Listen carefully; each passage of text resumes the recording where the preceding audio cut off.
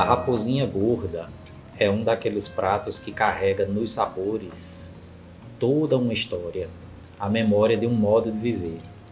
Esta raposinha era gorda porque era a que se comia no período das chuvas, quando tudo é verde, tudo brota, tudo é farto, e o meu avô até podia comprar carne de charque para comer todo dia, com o feijão verdinho colhido no sítio, encravado numa vazante de rio pertinho da Guanduba, em São Gonçalo do Amarante.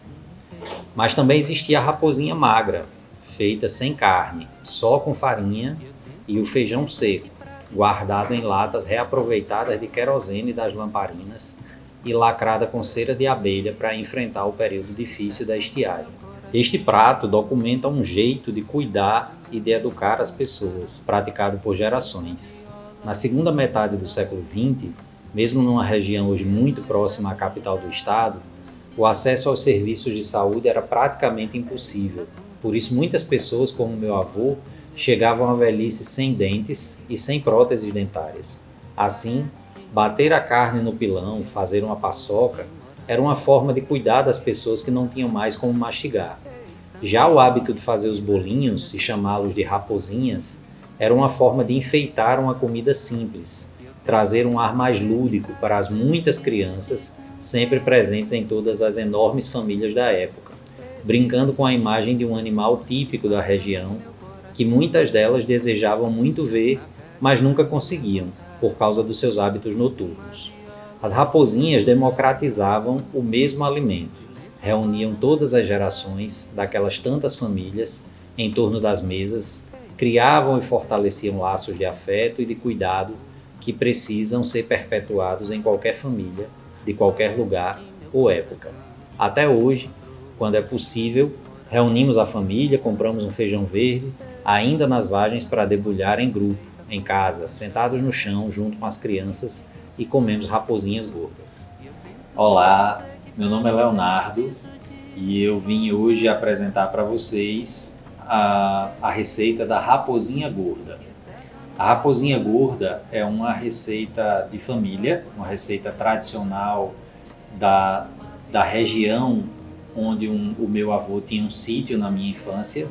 É uma receita que acompanha as crianças daquela localidade há muitas gerações, né, que fez parte da minha infância, faz parte da minha memória de infância e da memória de infância de muitas outras crianças do lugar.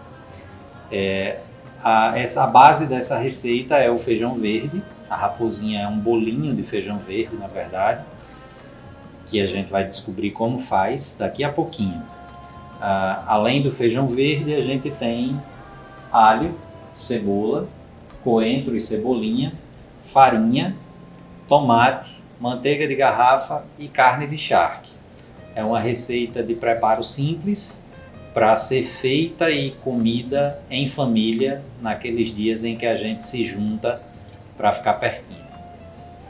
Bom, o preparo da raposinha gorda, como eu falei, é bastante simples. É um prato feito em poucas etapas. Na minha infância, quando eu conheci essa receita, ela começava sempre com a debulha do feijão, né? A gente sempre começava, as crianças pequenas da família eram encarregadas de sentar no batente e debulhar o feijão, enquanto os adultos e os adolescentes iam fazendo outras tarefas mais complexas. O nosso feijão verde já está debulhado aqui, já foi catado e lavado, né? Aqui tem 1 quilo de feijão verde, a gente está calculando essa receita para 1 quilo. A próxima etapa, antes do feijão ir para o fogo, na verdade, é assar a carne de charque. Tá? A carne de charque, ela deve ter sido dessalgada antes. E aí precisa saber, tem de observar se a carne ela tem muito sal ou não tem muito sal. Como é que a gente sabe? Normalmente, quanto mais vermelha a carne está, menos curtida no sal ela foi. Significa que ela tem menos sal dentro. Quando ela vai ficando mais para um marrom fechado, cor de telha, ela é uma carne com muito sal. Essa parece ser uma carne nova e com pouco sal. Então a gente deixou dessalgando por pouco tempo e agora vai colocar para assar. Lá no meu tempo de criança, minha avó assava essa carne num fogão de lenha que a gente tinha no sítio, né? Hoje a gente não tem mais à disposição um fogão de lenha, né? Hoje a gente está numa vida mais urbana e aí nós vamos assar a nossa carne de charque aqui numa churrasqueira de fogão mesmo, certo? Então, dentro dessa churrasqueira de fogão, para quem for fazer da mesma forma que eu estou fazendo, a gente coloca um pouco de água no fundo para não ressecar muito a carne e só arruma os pedaços aqui em cima. Depois tampa, acende o fogo e deixa ele fazer o trabalho dele. Enquanto isso, a gente vai tomando conta de outros preparos.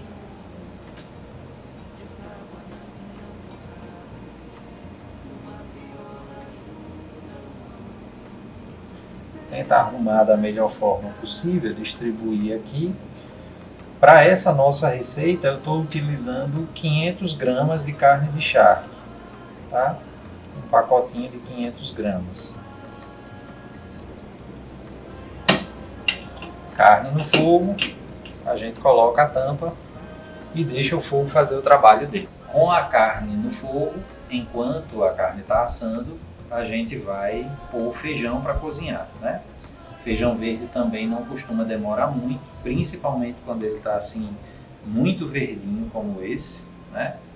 Aqui ele vai cozinhar em poucos minutos, 25 minutos, 20 minutos, ele deve estar cozido. Então aqui a gente já tinha lavado o feijão, como eu falei. Vai acrescentar água. Sempre feijão verde a gente acrescenta bastante água, porque enquanto a gente vai cozinhando e tudo vai ficando pronto, a gente vai tomando um caldinho e espantando a fome, né? E aqui ele vai cozinhar somente na água e no sal. Pouquíssimo sal eu vou colocar, porque a gente não tem certeza da quantidade de sal que tem na carne, né? Então é melhor corrigir o sal no final do que correr o risco de estragar o prato.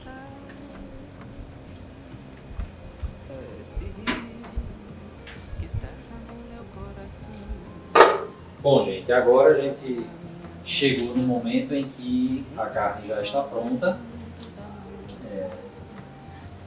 Às vezes, quando a gente está assando carne de charque, acontece isso, vocês podem observar aqui, de cristalizar um pouquinho dos resíduos de sal que tem na carne. Ela expulsa durante o cozimento e cristaliza aqui um pouco.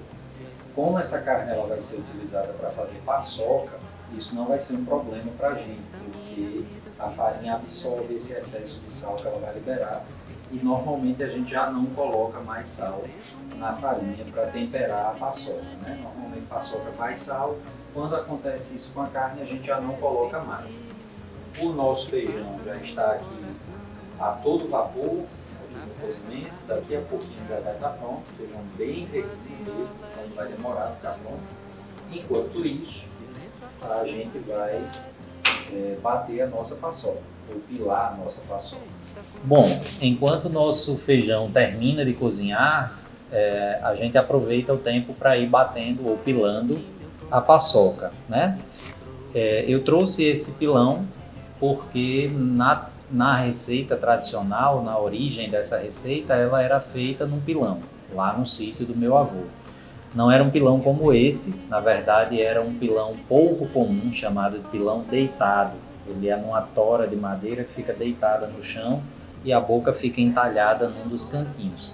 Minha avó sentava nesse pilão e batia assim do lado, na boca que ficava ao lado. Mas, de toda forma, essa receita originalmente, a paçoca é feita no pilão. Para quem não tem um pilão em casa, como esse, para fazer a sua paçoca, ela também pode ser feita processando a carne num processador ou num liquidificador, né? Perde um pouco da tradição, perde um pouco do sabor, mas é possível. A gente vai colocando os pedaços de carne aos poucos, porque se colocar todos de uma vez vai ficar difícil para pilar. E também aos poucos a gente vai colocando a farinha.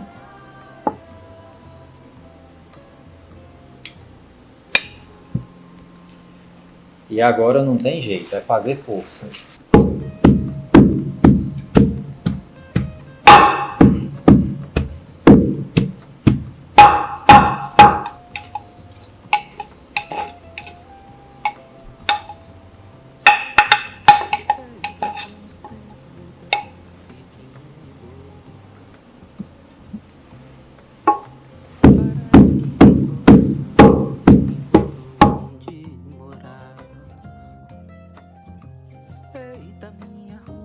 Bom, a paçoca está pronta.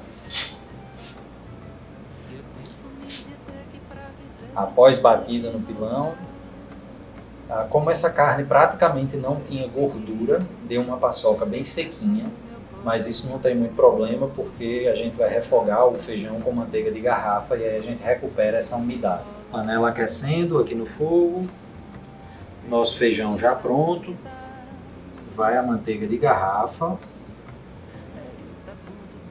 Aqui na nossa receita eu coloquei 3 colheres, tá?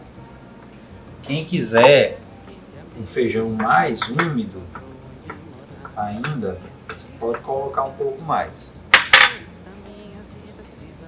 Em seguida entra a nossa cebola.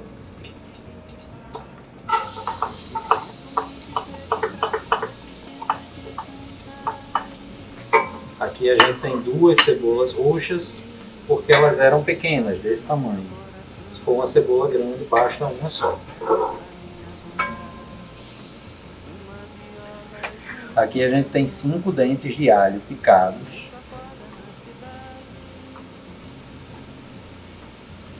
Também pode ser pilado ou amassado, para quem não gosta de picar alho.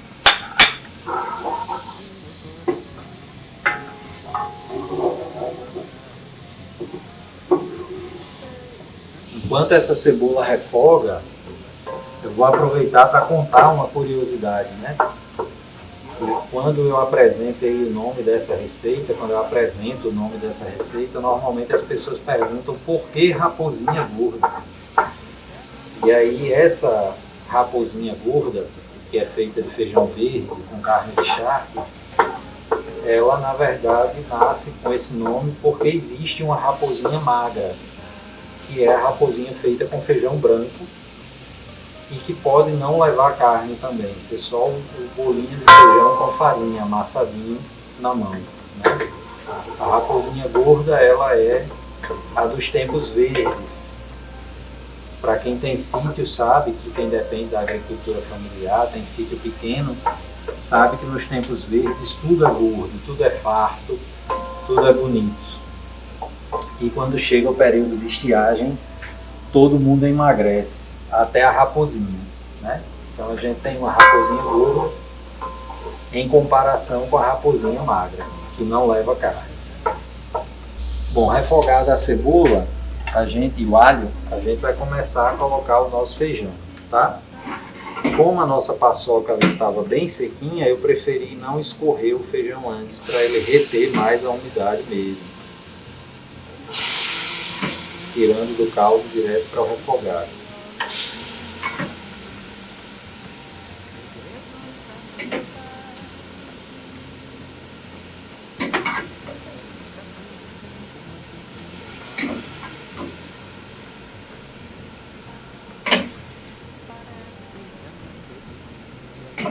Cada vez que vocês escutam essa panela chiar, sobe uma onda de cheiro aqui desse refogado que vocês não fazem ideia.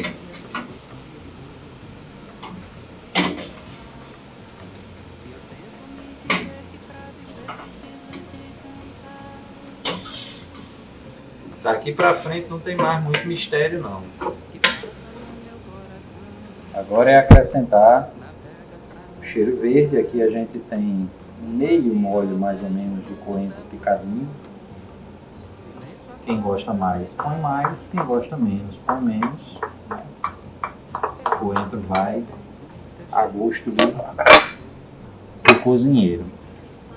Aqui também meio molho mais ou menos de cebolinha.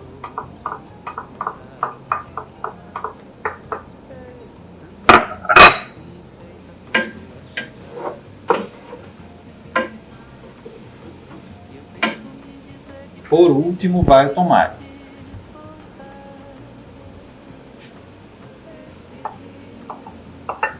Se você tiver um tomate muito grande, basta um. Se você tiver tomates pequenos, põe 2.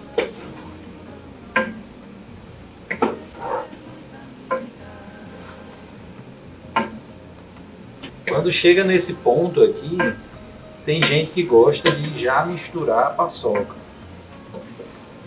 Mas na nossa receita tradicional que eu estou passando hoje, essa mistura só acontece no prato. Bom, agora é a hora em que o feijão, um feijão verde simples e uma paçoca simples se juntam e dão vida à raposinha gorda. Então, como é que a gente faz? A gente serve um pouco de feijão no prato.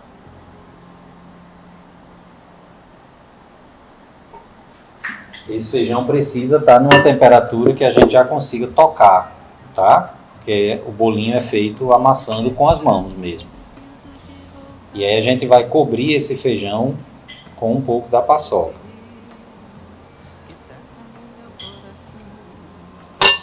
E agora é carinho. A gente vai juntando o feijão com a paçoca e vai dar vida à raposinha. A nossa raposinha nada mais é do que esse bolinho amassado com a mão do feijão com a paçoca. Essa é uma marca típica da infância de muita gente. Esse bolinho feito pelas mãos da mãe, do pai, de um avô, de uma avó, e servido direto para a criança morder, né, e comer a sua raposinha. Em outras localidades é comum outras pessoas chamarem esse bolo também de macaquinho. Aqui na nossa região, a raposa é um animal muito mais presente no nosso imaginário, principalmente no imaginário das crianças, porque é um bicho que só sai à noite, que só é visto à noite, num horário em que as crianças costumam já estar dormindo. Então, muitas crianças morrem de curiosidade de ver uma raposa, né? Elas não têm na memória a imagem daquele bicho, como é que ele é. Claro que a gente está falando isso de crianças de gerações antes do Google, né? Mas a ideia de trazer essa brincadeira, esse lúdico para a alimentação da criança também era trazer um pouco de encanto para um prato que é muito simples, poderia ser muito cotidiano, mas que a partir desse encanto vira algo especial e se perpetua na memória de muitas crianças. Naturalmente eu não vou fazer essa panela inteira de raposinha, porque esse vídeo ficaria imenso para vocês, né? Só queria mesmo mostrar como é que ela é feita e qual é o aspecto que ela tem, né? O bolinho fica bem rústico, alguns feijões acabam se desmanchando quando a gente amassa, outros ficam inteirinhos, mas ficam ligados por causa da manteiga e da paçoca, certo? Quanto é que vai ter de rendimento aqui? Depende do tamanho da mão, depende do tamanho da fome, depende de quantas crianças a gente tenha para alimentar, aí a gente decide quantas raposinhas vai ter nesse prato. Bom, a raposinha não tem uma apresentação definida, uma maneira de servir, porque na verdade a raposinha é feita, é amassada na hora que a gente já está comendo, né? A gente amassa para entregar para quem vai comer na hora. Eu estou arrumando aqui um prato para mostrar para vocês apenas como é que elas ficam depois de prontas.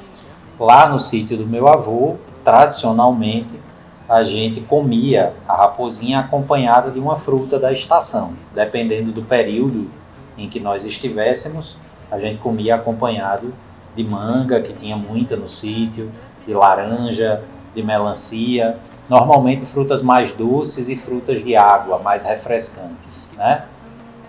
Mas tem quem goste de comer com banana também. Então, essa é a nossa raposinha gorda, lá do sítio Jacobina, de seu Horácio e Dona Fifa, lá num pedacinho de chão de São Gonçalo do Amarante, Rio Grande do Norte. Parece que meu coração me encontrou onde morar. Eita, minha rua se enfeita com tua chegada.